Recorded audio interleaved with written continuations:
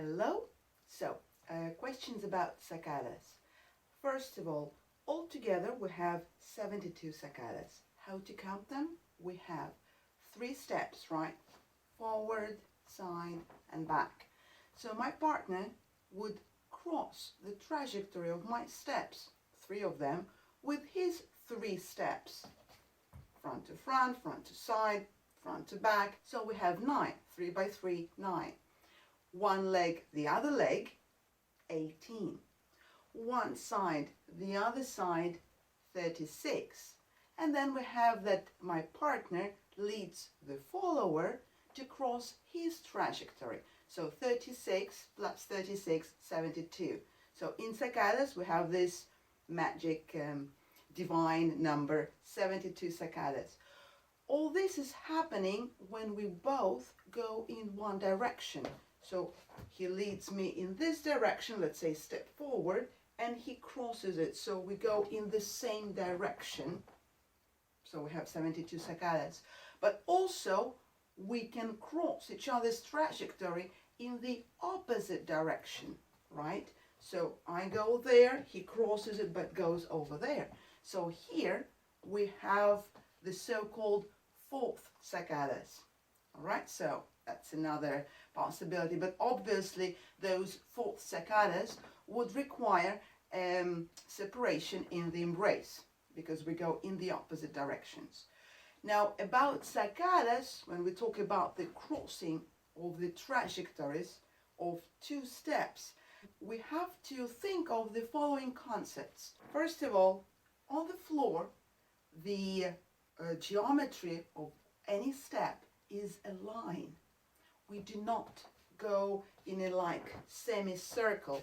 So even when we walk along the circumference, in a giro o molinete, if that's the way you call it, every single step is still a line, right? So it's contravoliant, we make a line and not trying to draw a semicircle. That's one concept. Concept number 2, which we have to pay attention to, our centers in any step, in any movement, will actually travel a hyperbola. Because a line, if I initiate any step as a line, that will be falling and we need to arrive. So therefore, our vertical axis travels a hyperbola. On the floor, it's a line between the heels, right? So those 2 points. And now about leading and following. We also know that leading is not moving the partner. Leading is that with his center, the lead indicates the direction. And the follower actually takes that direction and executes the movement. We're not asking our leaders to move us. Then it would be moving with the arms. Or we would need to read the mind of our leaders to follow. None of those we're actually doing, right? So, to take any step, we have like 3 stages in a leading and following relationship. For example, side step. The lead indicates the direction. It's always from the opposite, right? The hyperbola. The follower takes and starts the movement, and then the lead follows her.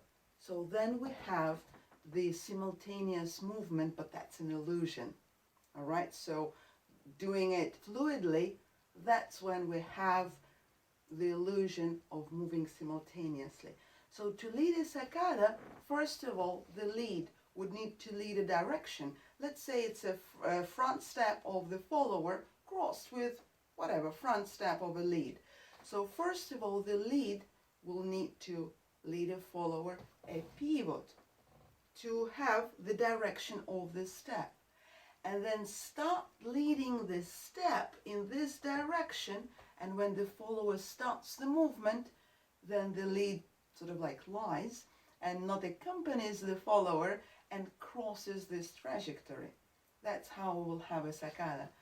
For the followers, obviously we should not be waiting for the lead to push us. We have to follow what it means. We have to understand what's the reference. We have to have all our attention to the center of the leader, because that's the indication of the direction of the step. So when the center shows us, indicates us the direction, it's our job to take the step and not waiting for the lead to push us. Okay? So there is no special leading for a sacada. All you need to do is you need to lead a step. But of course, before that, you need to lead the adjustment of the direction. You lead the step and you cross that trajectory. Voila, you have a sacada. Okay?